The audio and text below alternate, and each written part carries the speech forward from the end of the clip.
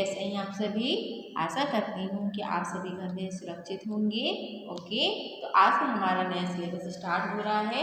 आज का सिलेबस अपना है पार्ट 8। ओके, तो आइए हम इसे रीडिंग करेंगे आज। तो अपनी अपनी बुक्स ओपन कीजिए। हिंदी बुक्स पार्ट 8, हाजिर जवाब मुल्ला नसरुद्दीन। ओके, इसमें पात्र दिए गए हैं बादशाह, विद्वान, मुल्ला नसरुद्दीन, कुछ दरबारी और पहरेदार। ओके, आइए इसे हम रीड करते हैं। यहाँ पर दिया है बादशाह का दरबार लगा है।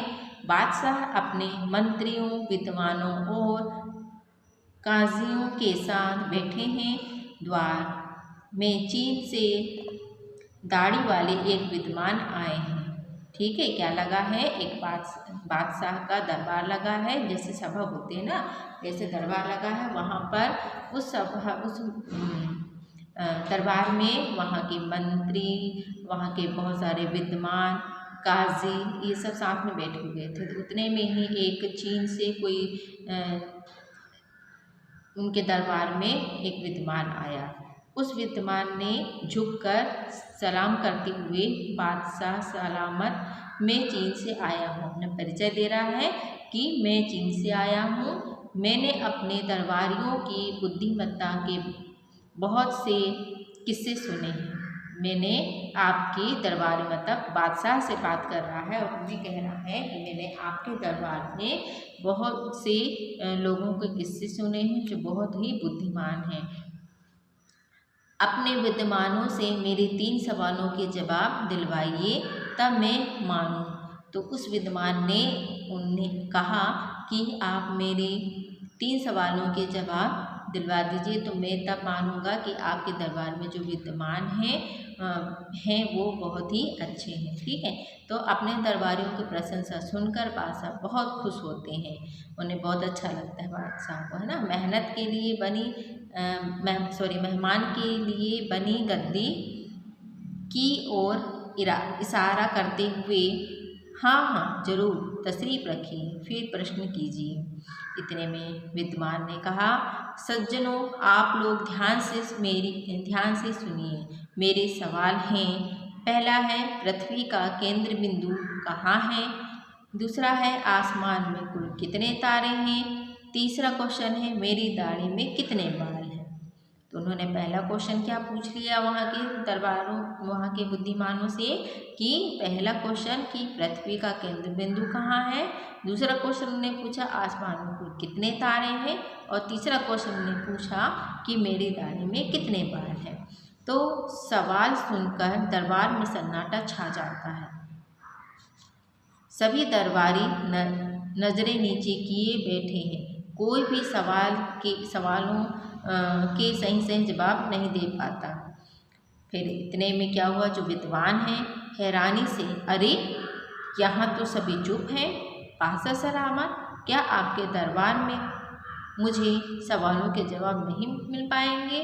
तो बादशाह सिर हिलाते हुए, नहीं नहीं, आपके सवालों के जवाब जरूर मिलेंगे।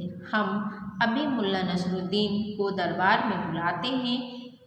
मुझे पूरा यकीन है कि वे आपके सवालों के जवाब अवश्य देंगे और आपको मायूस नहीं लौटना पड़ेगा।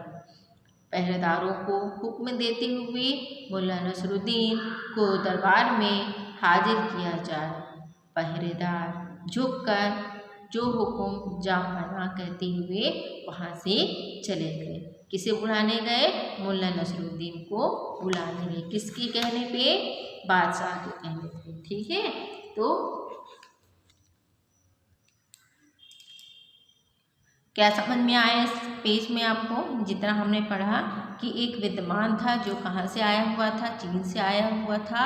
उन्होंने बादशाह के दरबार में आके कहा कि हमने आपके दरबार में जो विद्वान हैं उनकी हमने बहुत से चर्चाएं सुने हैं कि बहुत ही बुद्धिमान हैं सब। तो जो बादशाह सलामत थे उन्हें ये बात सुनकर बहुत अच्छा लगा। तो उन्होंने कहा कि आप यहाँ तशरीफ़ रखिए, बैठ जाइए और फिर अपने सवाल आप पूछ सकते हैं।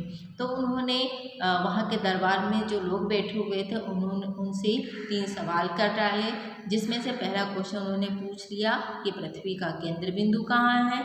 दूसरा क्वेश्चन उन्होंने पूछ लिया था कि आसमान में कुल कितने तारे हैं। तीसरा क्वेश्चन पूछ लिया था मेरी दाढ़ी में कुल कितने बाल हैं। ठीक है, तो ये सवाल सुन के वहाँ पर जितने भी दरबारी जो बैठे हुए थे, दरबार में जो बुद्धिमान बैठे हुए थे, मंत्री और विद्वान और काजी जो सब बैठे हुए थे, तो उनके पास ये सब सवालों के जवाब नहीं थे। तो उन्होंने अपना सिर झुका लिया था। तो उतने में ही वहाँ जो विद्वान आया हुआ था, उस विद्वान ने कहा कि हे बादशाह, आपके दरबार में क्या कोई मेरे सवालों का जवाब नहीं देगा।